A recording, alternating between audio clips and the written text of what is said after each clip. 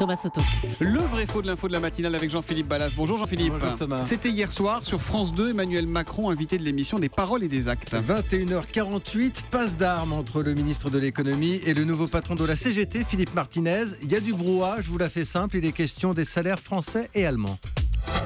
Les salaires allemands ne sont pas considérés comme les plus faibles d'Europe. Mais attendez, Martinez, regardez les 10 dernières années. On a augmenté Macron, beaucoup plus les Attendez, salaires en Philippe France qu'en Martinez vous Allemagne. répond. Bon, alors c'est agité entre les deux hommes. Voilà ce que dit Emmanuel Macron. Au cours des 10 dernières années, les salaires ont beaucoup plus augmenté en France qu'en Allemagne. C'est vrai ou c'est faux ça? C'est vrai Thomas, si on regarde sur 10 ans, comme le fait le ministre, effectivement la dynamique n'est pas la même. La machine à remonter le temps du vrai faux, c'est parti Thomas, je vous emmène.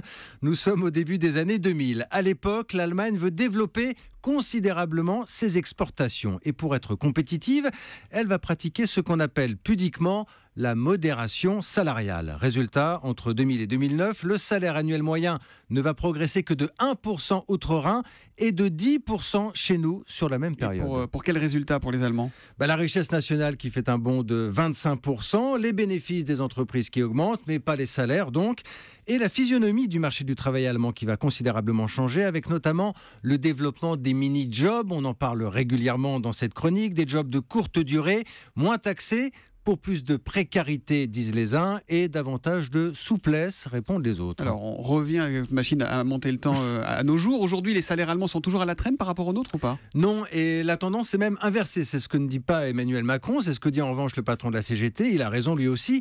En 2013, les salaires dans le privé ont augmenté de 2,6% en Allemagne et de 1,7% seulement en France. Les courbes se sont donc croisées nettement depuis quelques années et l'Allemagne affiche aujourd'hui plus de 200 milliards d'euros d'excédent commercial. L'autre grand changement, Thomas, depuis le 1er janvier, c'est l'apparition d'un salaire minimum, 1400 euros par mois, 1400 euros, nous dirait Julie. Ça n'existait pas en Allemagne. Et comme si le pays récoltait finalement les fruits de sa rigueur passée, les salaires augmentent, il faut le dire, c'est bon pour toute l'Europe, insistent les économistes, parce que les Allemands peuvent importer davantage et c'est important pour les entreprises des pays voisins. Le vrai faux de l'info de la matinale avec Jean-Philippe Ballas tous les matins après le journal de 7h30 sur Europe 1. À lundi, Jean-Philippe. À lundi.